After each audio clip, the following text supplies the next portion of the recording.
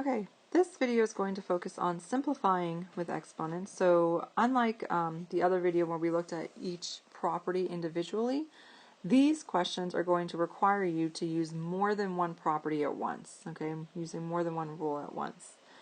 And so there are a few different ways to do these types of problems. What I'm going to do with you is just what I saw first.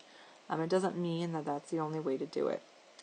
So let's look at the first question here. So we're going to simplify this expression, and if you notice, the first thing I notice is that it's a power to a power, so I'm going to use the power rule.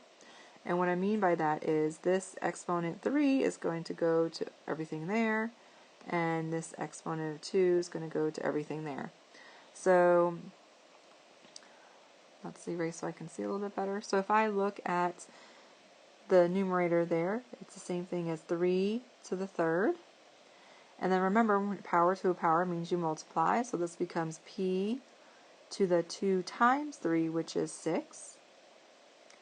And then I'm going to do the same thing on the bottom, so that 2, exponent of 2, means it's 4 to the power of 2. And then I'm going to multiply again the 4 times 2, which is 8. Okay? And then now here you can see we're still not quite done because it's not completely simplified. We still have p's in there that we want to get rid of. But I'm going to simplify the coefficients first. So 3 to the third is 27.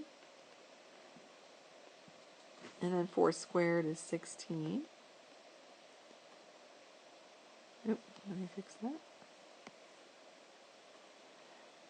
And then lastly, I see we're dividing, and so when you divide, remember you need to subtract the exponents. So this is going to become 27 and the 16 there. Now 6 minus 8 is negative 2, and so because it's negative, I know that it has to go on the bottom. So another way to think about it is, if I'm going to write it on the side here, p to the 6 divided by p to the 8 is p to the negative 2. But remember, negative exponents means you take the reciprocal of the base, so that's the same thing as 1 over p squared, which is why I put the p on the bottom.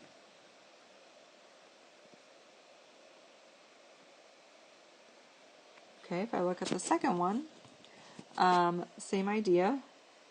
I have power rule there, but let's do a little differently from the first one. Let's do the quotient rule first. So I'm going to look at just what's inside here, and so that really has a coefficient of 1, so 3 divided by 1 is just 3. Now I see these have the same base here, so when I divide I subtract, so this is like saying, if I just look at this right here, if I'm looking at the exponents, this means that I'm going to subtract them. So this is like negative 4 minus 4. If I subtract those exponents, I get negative 8. So this becomes p to the negative 8. Okay. And then, remember, we still have this power of 2 on the outside. So that 2, remember, goes to each of those things. So this becomes 3 squared, p to the multiply, so I get negative 16. And then just like before, we don't like to have negative exponents. It says specifically only positive exponents. And so I'm going to simplify the coefficients as well. So I have 3 squared, which is 9. And then this negative exponent here indicates to me that we're going to have a fraction. So it's going to be p to the 16.